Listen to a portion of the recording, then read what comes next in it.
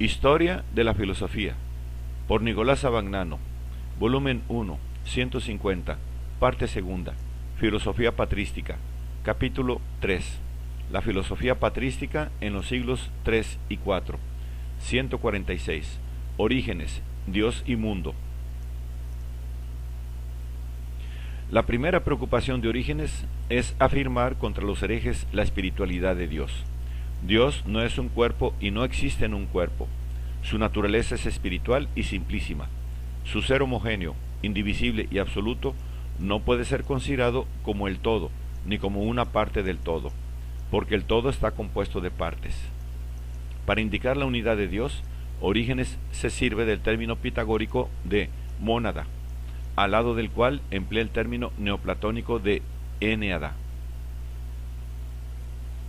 que expresa aún más netamente la singularidad absoluta de Dios. Dios es superior a la misma sustancia, ya que no participa de ella. La sustancia participa de Dios, pero Dios no participa de nada. El logos se puede decir que es el ser de los seres, la sustancia de las sustancias, la idea de las ideas. Dios está más allá que todas estas cosas. Orígenes rechaza decididamente los antropomorfismos del Viejo Testamento, interpretándolos alegóricamente. Decir que Dios tiene forma humana y está agitado por pasiones como las nuestras es la mayor de las impiedades. La omnipotencia de Dios está limitada por su perfección. Dios puede hacer todo lo que no es contrario a su naturaleza, pero no puede cometer injusticia, porque el poder ser injusto es contrario a su divinidad y a su potencia divina. Dios es vida, pero en un sentido diverso de la vida de nuestro mundo. Es la vida absoluta, esto es, en su absoluta inmutabilidad. Dios es el bien en el sentido platónico, ya que a él solo pertenece la bondad absoluta. El logos es imagen de la bondad de Dios, pero no es el bien en sí. La providencia divina está dirigida en primer lugar a la educación de los hombres, recogiendo y ampliando el concepto de clemente. Orígenes compara la acción de Dios a la de un pedagogo o de un médico que castiga e inflige males y dolores para corregir o para sanar. Así se explica la misma severidad divina, de la cual los libros del Viejo Testamento nos dan tantos ejemplos. Si Dios fuese solamente bueno y no fuese severo, nosotros despreciaremos su bondad. Si fuese solamente severo sin ser bueno, nuestros pecados nos conducirían a la desesperación. Frente a la trascendencia divina, afirmada en términos tan rigurosos, el Logos se halla en una posición subordinada. Es ciertamente coeterno con el Padre, el cual no lo sería si no engendrase al Hijo. Pero no es eterno en el mismo sentido. La eternidad del Hijo depende de la voluntad del Padre. Dios es vida y el Hijo recibe la vida del Padre.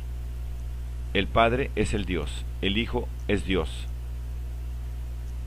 El Espíritu Santo es creado no directamente por Dios, sino a través de Logos. El Espíritu Santo lo entiende Orígenes como una fuerza puramente religiosa que no tiene en el mundo ninguna tarea propia.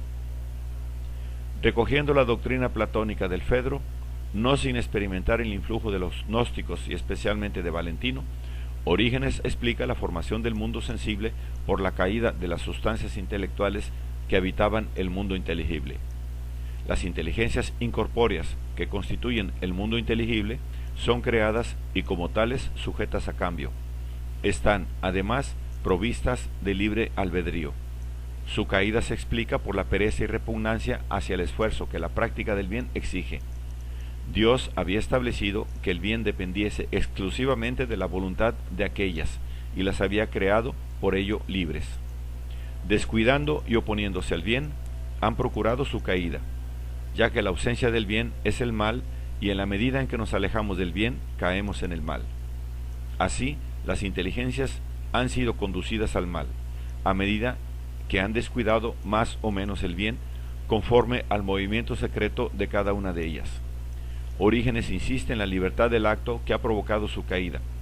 La doctrina gnóstica había negado esta libertad. Orígenes combate vivamente el gnosticismo. El mismo demonio, dice, no es malo por naturaleza, sino que lo ha sido por su voluntad. La caída es debida a un acto libre de rebelión contra Dios en que participaron todos los seres suprasensibles, con la sola excepción del Hijo de Dios. Su primer resultado es que las inteligencias se convierten en almas, destinadas a revestirse del cuerpo, más o menos luminoso o más o menos tenebroso, según la gravedad de la culpa original. El segundo grado de la caída es precisamente el revestirse del cuerpo. Aparece entonces el mundo visible en la variedad y multiplicidad de los seres que lo constituyen. Y así, algunas inteligencias se convierten en almas de los cuerpos celestes, etéreos, luminosos y sutiles. Otras se convierten en ángeles, a los cuales Orígenes da los nombres bíblicos de tronos, potestades, dominaciones, etc., destinados a ser los ministros de Dios cerca de los hombres. Otras todavía descienden hasta la carne y la sangre, y se convierten en hombres. Las últimas, en fin, se convierten en demonios. El mundo visible no es, pues, otra cosa que la caída y degeneración del mundo inteligible y de las puras esencias racionales que lo habitan. Orígenes admite una pluralidad excesiva de mundos, pero, corrigiendo al estoicismo, niega que estos mundos sean la repetición uno del otro. La libertad de que están dotados los hombres impide tal repetición.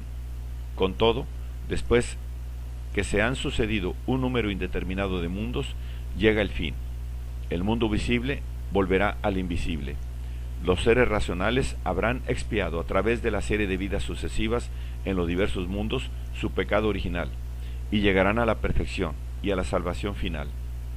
Podrán entonces ser restituidos a su condición primitiva y conocer a Dios. En este proceso de caída del mundo inteligible en el mundo sensible y del retorno del mundo sensible al inteligible, el Logos tiene una misión esencial. En primer lugar, Orígenes atribuye al Logos la misma función que le atribuían los estoicos. El Logos es el origen racional del mundo, la fuerza que determina su unidad y lo dirige. Precisamente como tal, se distingue de Dios. Solamente el Padre es el Dios en sí. El Logos es la imagen y el reflejo de Dios. Es distinto del Padre por la esencia y el sustrato, y dejaría de ser Dios si no contemplase continuamente al Padre. Por esta naturaleza suya subordinada, el Logos ha recibido del Padre el encargo de penetrar en la obra de la creación y de infundirle orden y belleza. Pero, en segundo lugar, el Logos vive en los hombres, que participan todos de él. Aún permaneciendo idéntico a sí mismo, el Logos se adapta a los hombres y a su capacidad de llegar hasta él, y se reviste de formas diversas, según aquellos que se acercan a conocerle, esto es, según su disposición y capacidad de progreso. El Logos es, pues, la fuerza inmanente que diviniza al mundo y al hombre. En la última medida en que se acerca al mundo y al hombre, en la misma medida en que se acerca al mundo y al hombre, para penetrarlos y volverlos a conducir a la perfección originaria, se aleja del Padre. Precisamente la función del Logos en el hombre exige y justifica la encarnación. Por ella, el Logos se apropia de un cuerpo mortal y de un alma humana. Ni uno ni otro son algo divino. Solamente es divino el Logos, que permanece inmutable en su esencia y no sufre nada de lo que le sucede al cuerpo y al alma de Cristo. El elemento divino y el elemento humano no permanecen, con todo, yuxtapuestos en Cristo después de la encarnación, que Orígenes llama economía, para indicar su carácter providencial. El alma y el cuerpo de Jesús constituyen con el Logos una unidad absoluta.